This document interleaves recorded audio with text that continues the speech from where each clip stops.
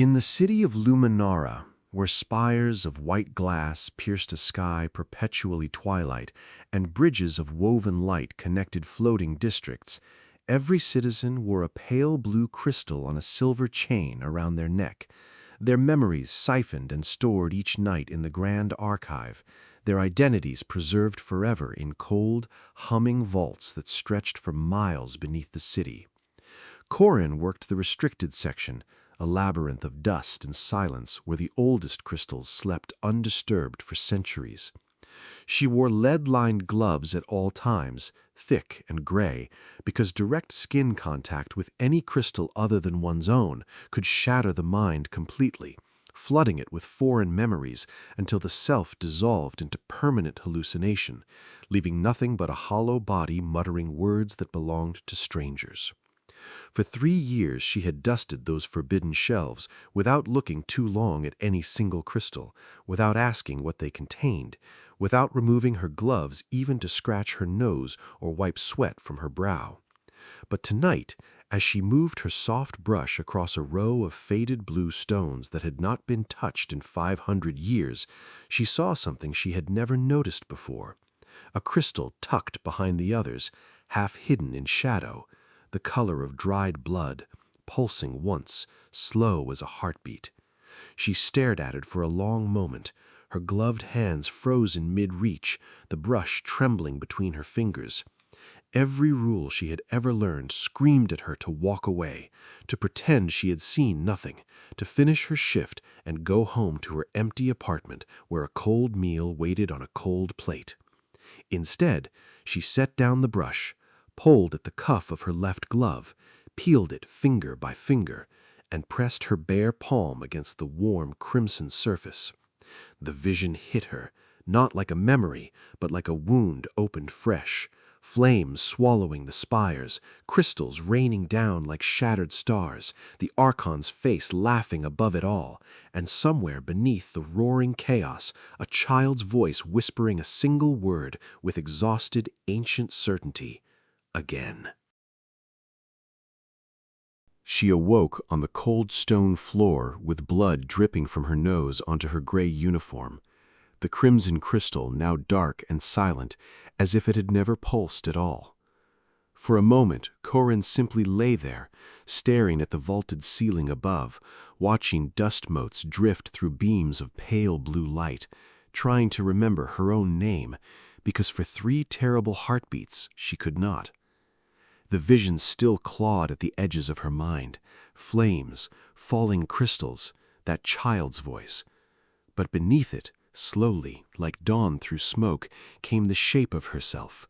Corin, archivist, 26 years old, no family, no friends, just her work and her gloves and her small apartment with the cold meals.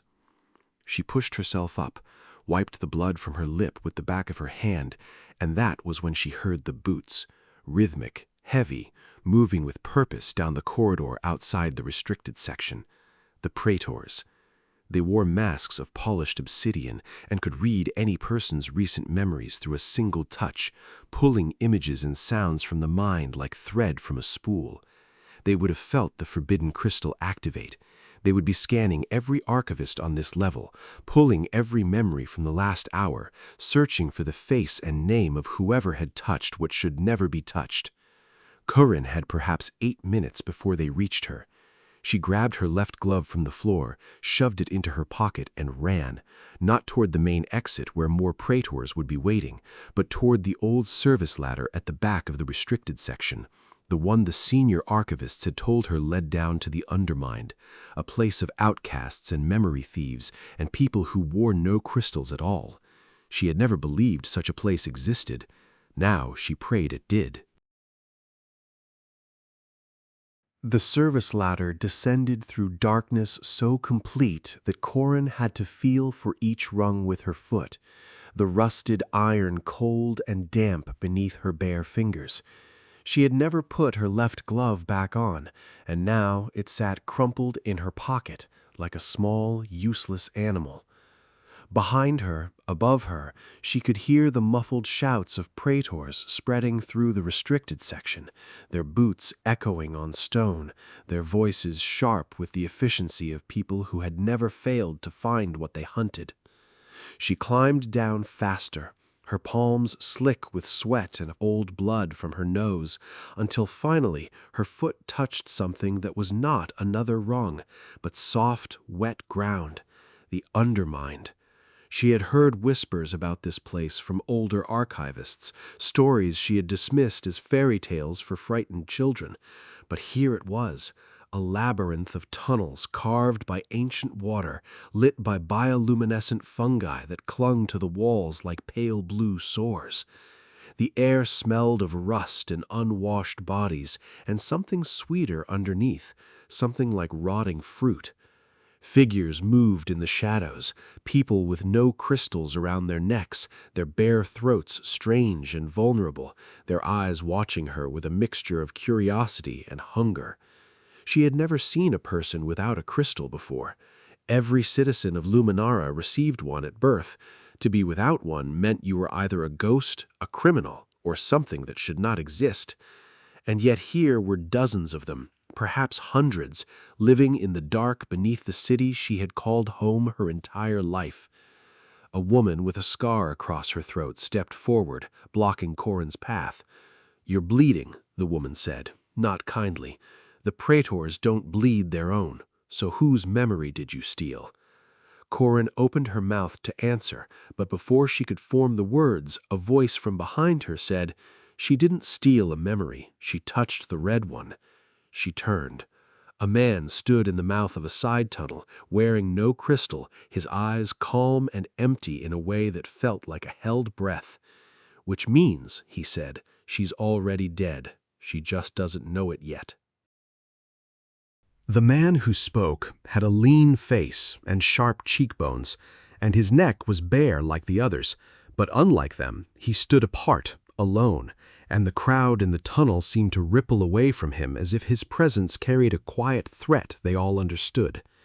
His name, he said when Corin asked, was Kale, though he added that names meant little in the Undermined, because names were memories, and memories were cages.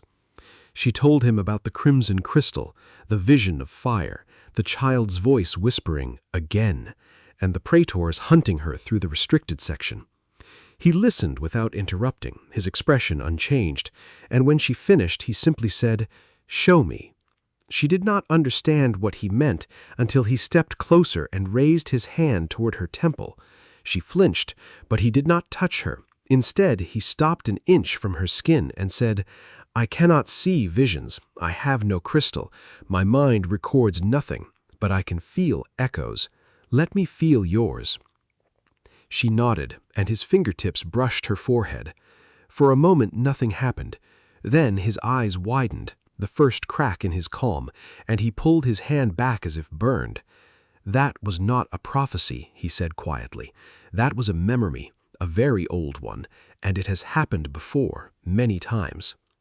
He took her deeper into the tunnels, past the scavengers and the memory traders, past an underground river that glowed faintly green, until they reached a chamber carved from bedrock. In the center of that chamber sat a crystal the size of a tomb, the same deep crimson as the one she had touched, pulsing slowly, rhythmically, like a sleeping heart. "This is the tomb crystal," Kale said. "It holds every destruction, every death, every rebirth. For 5,000 years, Luminara has burned and been rebuilt, because this crystal and its twin in the High Council preserve the cycle. You saw the future, Corin, but you also saw the past, because in this city they are the same thing." She removed her remaining glove and pressed both bare hands against the tomb crystal, and the visions came again, not one but 100. 1,000, an avalanche of fire and falling light, and that child's voice, older than stars, whispering, "Again, again, again." When Corin finally pulled her hands away from the tomb crystal, she was not crying. She was beyond crying, her face dry and her eyes wide and her mouth hanging open as if she had forgotten how to close it.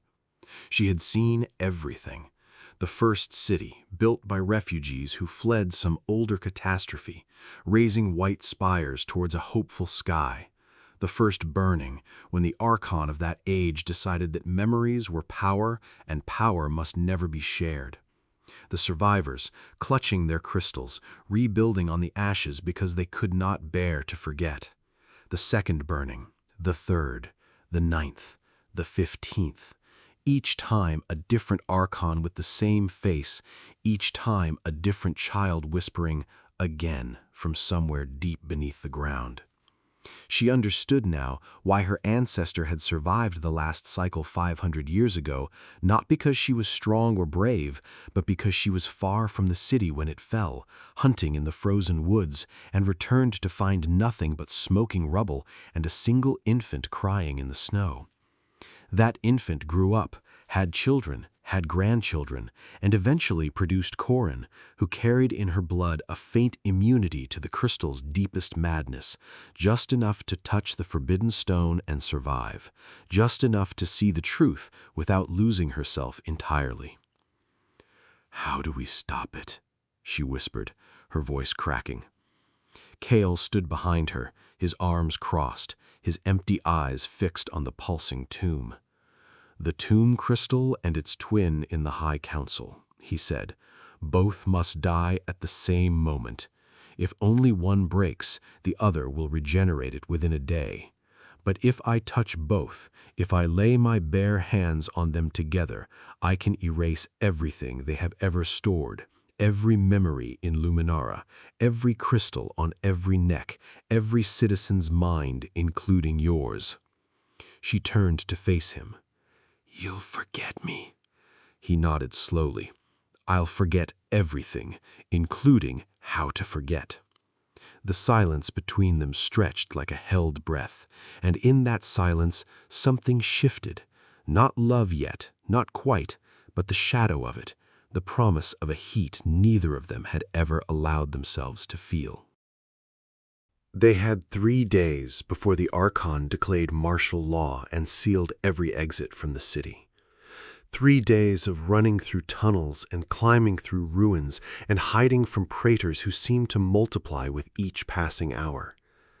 In the stolen nights, huddled in collapsed towers and abandoned crypts, they talked. She told him about her lonely childhood in a city that never looked at her twice. He told her about being born without a crystal and watching his mother erased for hiding him. And somewhere, between one desperate flight and the next, the shadow of promise became something real.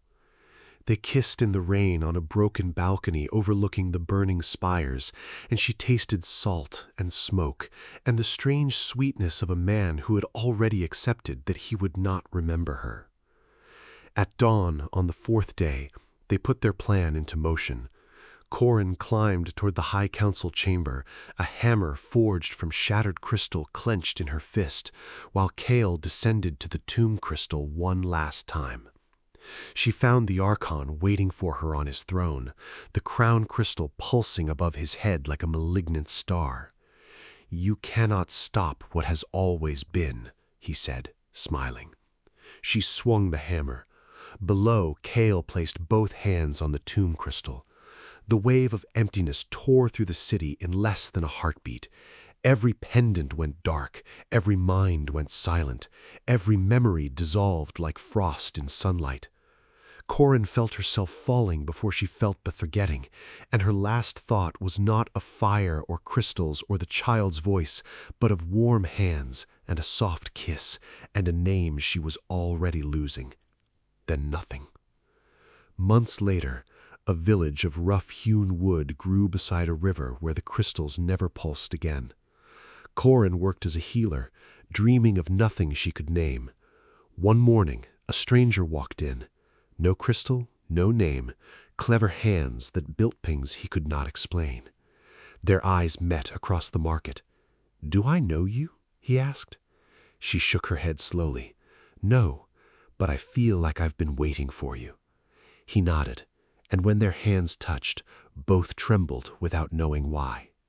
No memories survived, but something did.